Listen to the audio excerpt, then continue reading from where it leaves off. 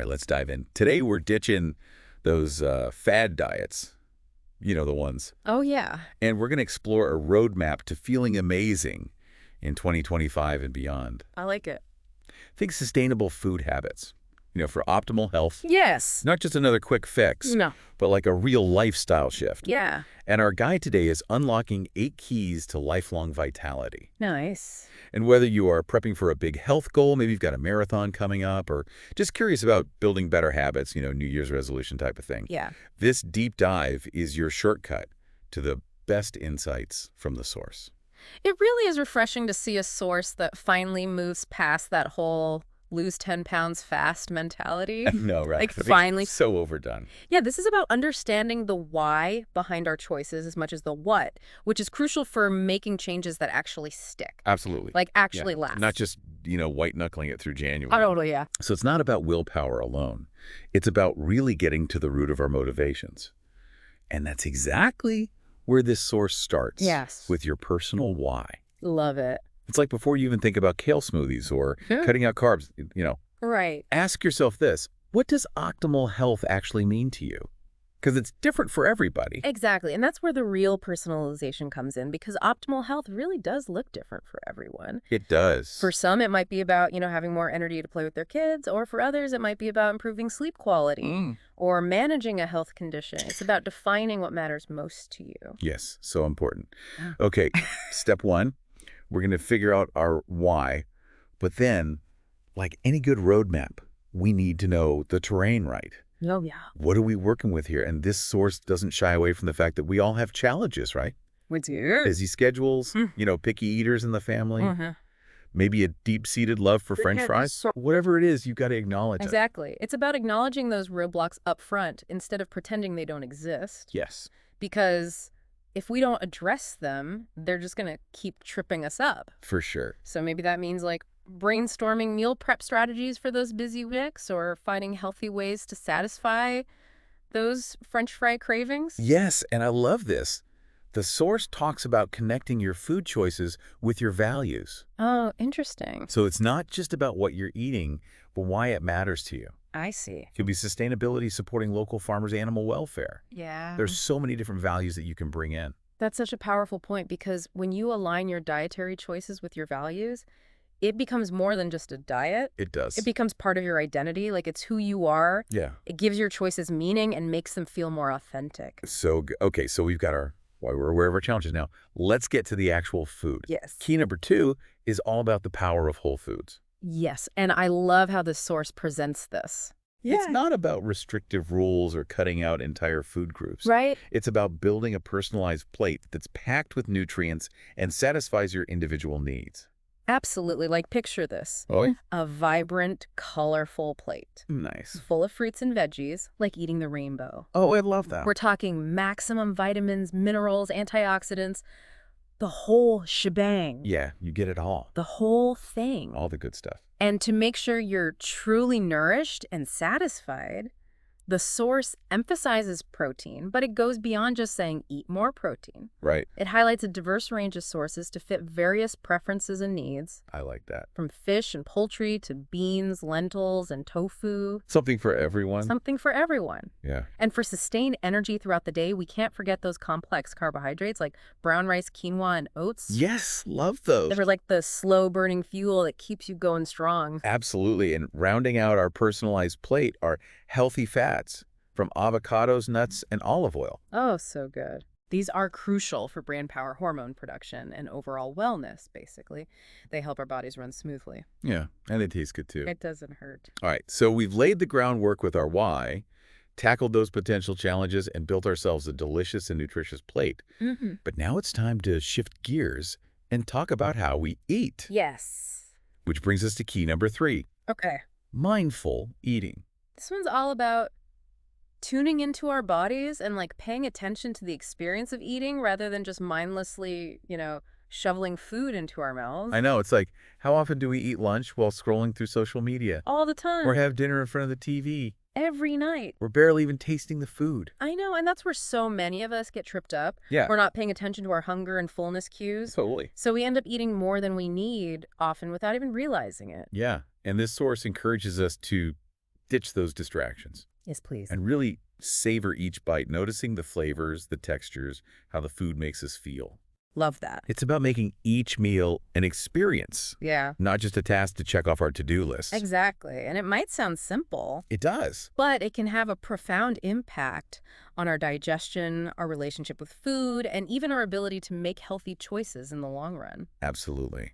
This deep dive is really making me rethink my eating habits. Me too. Speaking of which, let's move on to key number 4, hydration. Okay. I know we all know water is important, We do. but I feel like this source takes it to a whole new level. It really does. It's not just about quenching thirst. It's not. It's about recognizing that water is essential for countless bodily functions. Right. Think of it as like the lifeblood of our system. I like that. Yeah, exactly. It plays a crucial role in digestion, nutrient absorption, helping our bodies actually use all those amazing nutrients we get from our whole foods. Yes, and it's vital for waste removal, keeping everything flowing smoothly Yes. and preventing those like sluggish, bloated feelings. I hate those. Nobody likes that. So, are we drinking enough? The source offers some practical tips, like carrying a water bottle throughout the day and sipping on it regularly. Yeah. Make it a habit, not an afterthought. Right. And if plain water gets a bit boring, try infusing it with slices of fruit, herbs, or cucumber. Ooh, that's nice. It adds a touch of flavor and can make staying hydrated more enjoyable. And it looks pretty too. It does look pretty, and of course, cutting back on sugary drinks is key. Yeah. These may seem tempting, but they're basically empty calories, and they can dehydrate us even more. All right, let's move on to key number 5, building sustainable habits. Yeah. This one's all about ditching those drastic overhauls and focusing on small, manageable changes that you can stick with over time. I love how realistic this approach is. Yeah. Forget the crash diets and the all-or-nothing mentality. It just doesn't work. It doesn't. It's about making gradual shifts that fit into your life, not trying to become a completely different person overnight.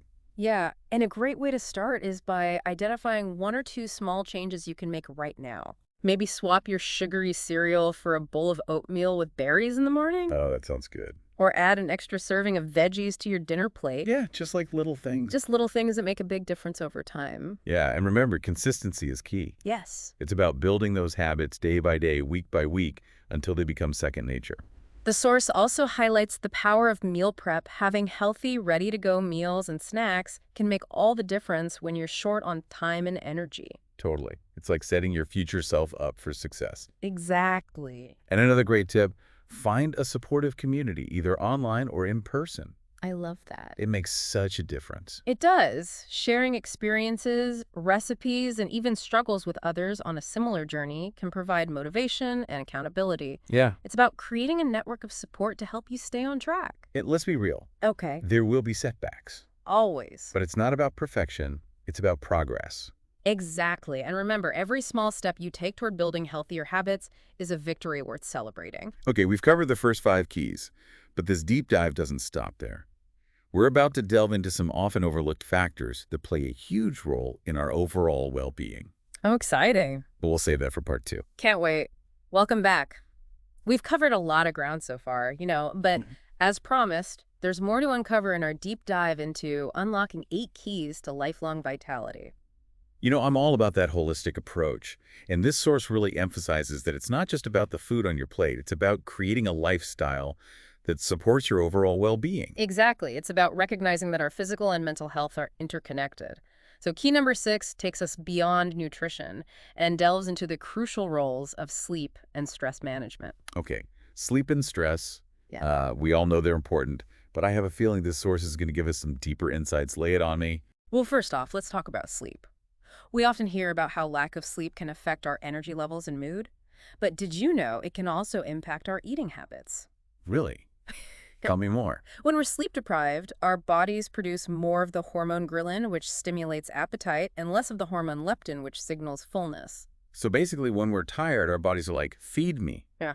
Even if we're not truly hungry. Exactly. And that's why those late-night cravings can be so intense. When we're running on fumes, we're more likely to reach for sugary, high-calorie snacks because our brains are looking for a quick energy boost. That makes so much sense. I've definitely noticed that I crave sweets more when I'm exhausted. It's a common experience, so prioritizing those 7 to 9 hours of quality sleep per night isn't just about feeling rested. It's about setting ourselves up to make healthier food choices throughout the day. Okay, sleep check. But we can't forget about stress. I mean, who hasn't experienced that urge to raid the pantry after a particularly stressful day? Oh, yeah. Chronic stress can really do a number on our bodies, and our digestion is no exception. When we're stressed, our bodies go into fight or flight mode, which can disrupt digestion and actually decrease nutrient absorption. So not only are we reaching for comfort foods when we're stressed, but our bodies aren't even efficiently processing the nutrients we do manage to consume. Exactly. It's a double whammy. And on top of that, stress can also lead to emotional eating, where we turn to food for comfort and distraction rather than nourishment. Okay, so how do we break this cycle? The source suggests exploring various stress reducing techniques like yoga meditation, deep breathing exercises, or spending time in nature.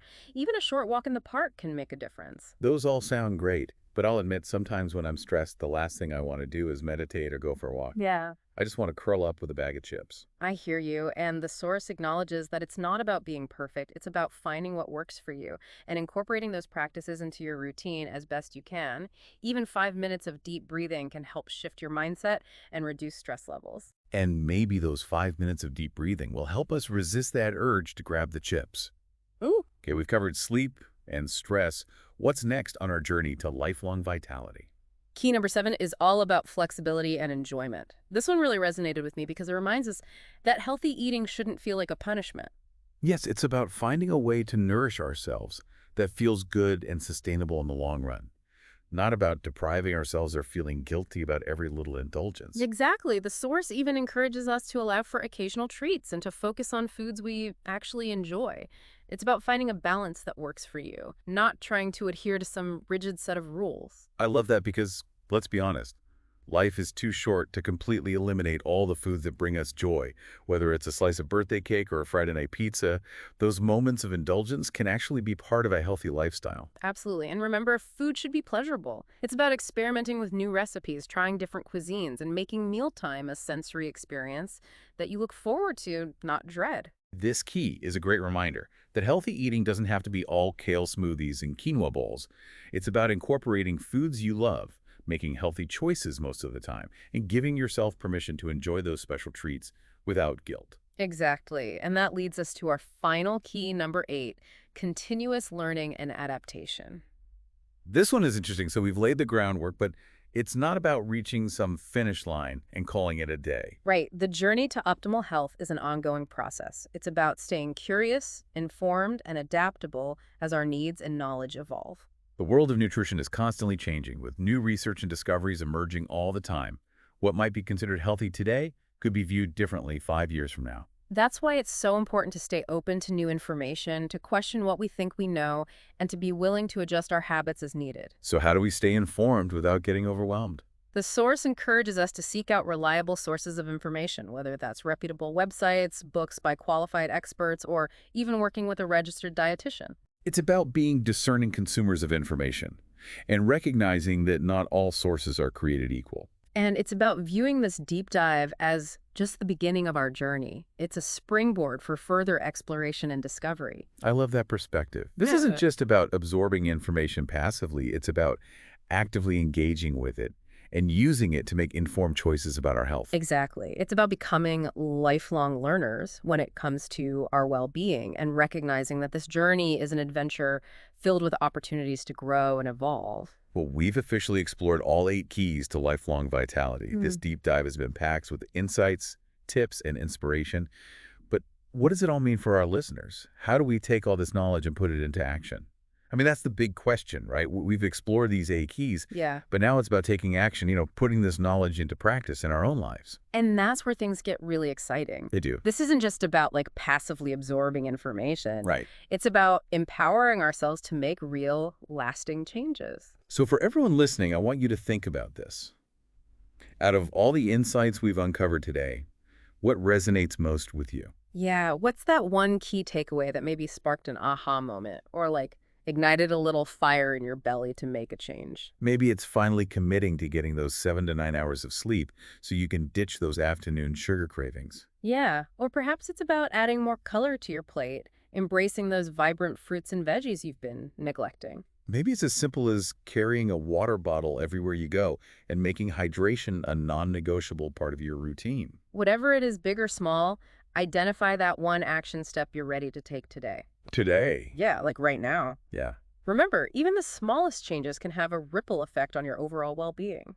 This deep dive has given us a fantastic framework, It has. but now it's time to personalize it.